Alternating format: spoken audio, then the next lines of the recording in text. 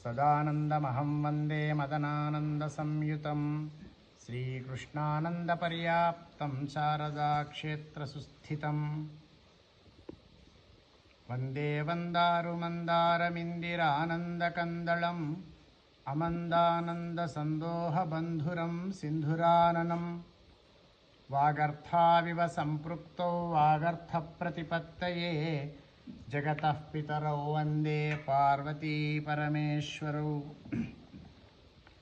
వాగీశాయస్య వదనే లక్ష్మీర్యస్య చ వక్షసి యస్యాస్తే హృదయే సంవిత్ తం నృసింహమహం భజే సకుంకుమవిలేపనామలికచుంబికస్తూరికాం సమందహసితే క్షణాం సశరచాపపాశాంకుశాం అశేషజనమోహినీం అరుణమాల్యభూషోజ్వలాం జపాకుసుమభాసురాం జపవిధౌ స్మరేదంబికాం రామాయ రామభద్రాయ రామచంద్రాయ వేధసే రఘునాథాయ నాథాయ సీతాయాః పతయే నమః మనోజవం మారుతతుల్యవేగం జితేంద్రియం బుద్ధిమతాం వరిష్టం వాతాత్మజం వానరయూథముఖ్యం శ్రీరామదూతం శిరసా నమామి. భోళా శంకర భగవానికి, ఉమాసంగమేశ్వర స్వామి భగవానికి, మదనానంద సరస్వతీ స్వామి భగవానికి, శ్రీకృష్ణానంద సరస్వతీ స్వామి భగవానికి, శ్రీ సహజానంద సరస్వతీ స్వామి భగవానికి, జగదంబా మహారాజ్ఞీకి నమః. పార్వతీపతయే హర హర మహాదేవ హర. భగవంతుని యొక్క దివ్యమైన అనుగ్రహం చేత, తల్లిదండ్రుల పుణ్యబలం చేత మనం అనుభవించదలిచినటువంటి కర్మానుసారం మనకు 100 కోట్ల జన్మల తర్వాత ఒక్కసారి మానవ జన్మ లభిస్తుంది. ఈ లభించినటువంటి మానవ జన్మను సార్థకం చేసుకోవడానికి అనేక సాధనాలు మనకు మహర్షులు సూచించారు. వేదమే ప్రధాన ధ్యేయమైన వస్తువుగా, వేదం అంటే తెలియదగిన వస్తువు అని అర్థం.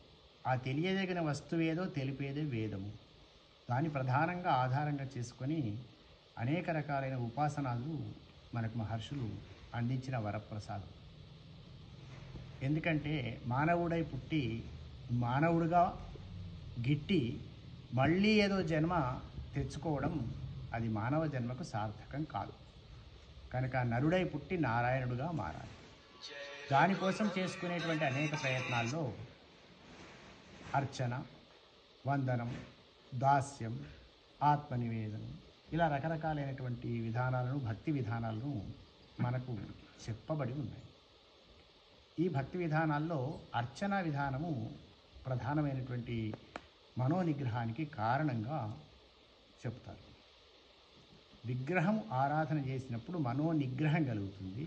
మనోనిగ్రహం ఎప్పుడైతే కలిగిందో భగవద్ అనుగ్రహం కలుగుతుంది. దానికోసం విగ్రహారాధనను ఏర్పాటు చేసుకుంది. అతి ప్రాచీనంగా మనకు వారసత్వ సంపదగా లభించినటువంటి మన పూర్వజన్మ పుణ్యఫల విశేషంగా మన ప్రాంతంలో చరించేటువంటి శంభోర్మూర్తే చరతి భువనే అని అన్నట్టుగా ఆ శంకరుడే అవతారమై మన మధ్య చరించిన మహనీయుడు మన మదనానంద సరస్వతీ స్వామి. వారు ఉపదేశించిన మార్గంలో పయనిస్తూ, వారు ఆదేశించిన విధానాన్ని అనుసరిస్తూ కృష్ణానంద సరస్వతీ స్వామి వారు, సహజానంద సరస్వతీ స్వామి వారు ఆ పరంపర అలా కొనసాగుతూ భగవద్ అనుగ్రహంలో మనమందరం తేలియాడుతున్నాం. స్వామివారు మదనానంద సరస్వతీ స్వామివారు పూర్వాశ్రమంలో మరి ఆశ్రమం తీసుకున్న తర్వాత మదనానంద సరస్వతీ స్వామివారుగా ఆవిర్భవించిన తర్వాత గొప్పగా ఆరాధించినటువంటి మహనీయమైనటువంటి క్షేత్రము కొప్పోల్లోని ఉమాసంగమేశ్వర స్వామి క్షేత్రం. అందుకే ఈ భూమిని ఏమంటామంటే మేము మదనానంద తపోభూమి అంటాము. అటువంటి మదనానంద తపోభూమిలో ఉన్నటువంటి స్వామివారి చేత స్వయంగా అర్చనలు అందుకొని మనల్ని ఇప్పటికీ ఆదరిస్తున్నటువంటి అనుగ్రహిస్తున్నటువంటి ఉమా సంగమేశ్వర స్వామివారి దివ్యమైన మహాక్షేత్రంలో మనం అందరం ఎన్నో రకాల పూజలు చేసుకొని తరిస్తున్నాం, ఇంకా తరిస్తాం, ముందొచ్చే తరాలు కూడా తరిస్తుంది. ఇందులో ఏమాత్రం సందేహం లేదు. స్వామివారి యొక్క తపోబలము ఈశ్వరుని ద్వారా మనకు అనుగ్రహము రూపంలో మనకు అందుతున్నది. స్వామివారి అనుగ్రహంతో మనం వారి దివ్య ఆశీఫ్ ప్రభావంతో కోటి రుద్రం, కోటి శ్రీ సూక్తాలు అనేటువంటి ఒక కార్యక్రమాన్ని ప్రారంభం చేసుకున్నాం. దానికోసం 108 మంది పారాయణ సారథులు కూడా ధర్మచిట్టి ద్వారా నిర్ణయం చేసి వారందరికీ బాధ్యతలు అప్పగించడం, అదంతా కూడా స్వామివారి కృపతో జరుగుతున్నటువంటి అంశం.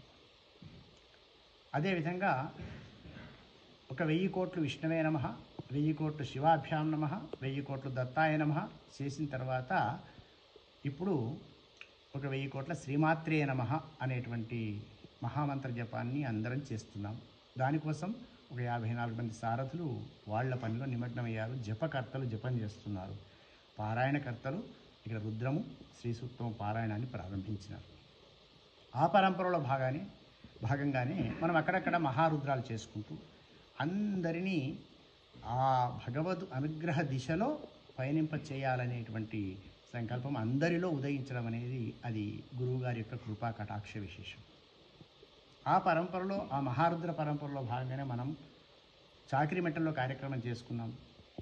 భక్తులు, శిష్యులు, సానుభూతిపరులు, ప్రాంతజనులు, బ్రాహ్మణోత్తములు